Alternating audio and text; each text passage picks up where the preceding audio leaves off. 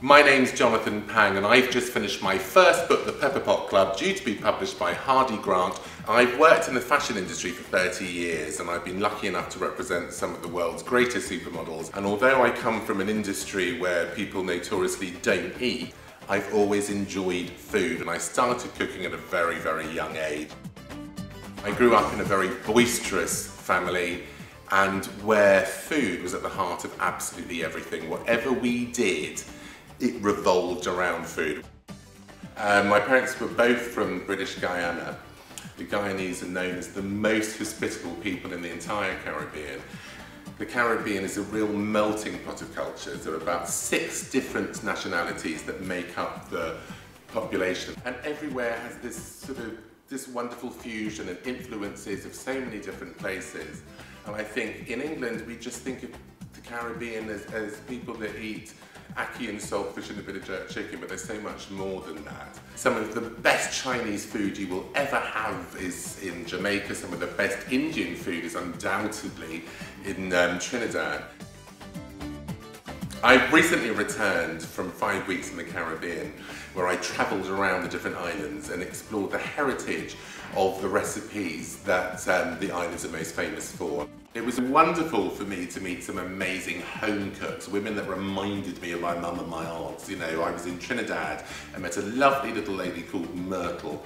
I wanted her to adopt me. It was like being in the kitchen with my mum and my aunts all those years ago. And you know, she shared some of her family recipes with me and I shared some of mine with her.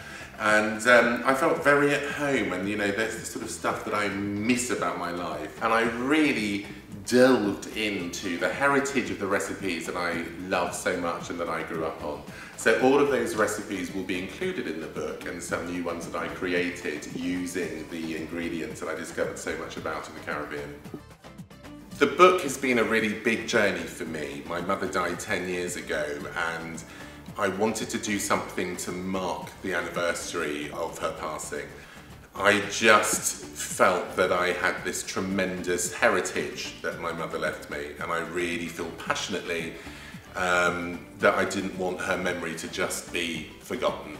I think everybody's life is very valid and very important and really counts for something. And as it came to the 10th anniversary of her passing, I finally thought, it's time to move on, but it's time to remember her in a positive way and to remember what gift she left us. And for me, that was her recipe book, and she left this little notepad which was quite stained and not actually that informative, because she just wrote little notes down, and it was almost like, well, if you loved my food and you took any notice of it at all, you put all the pieces of the jigsaw together and you work it out. And it's been a great privilege to do so. And the book explains all about my unusual upbringing and explains the Saturday afternoons hanging out with the ladies in the kitchen creating food. And I really hope that everybody loves the recipes as much as I do.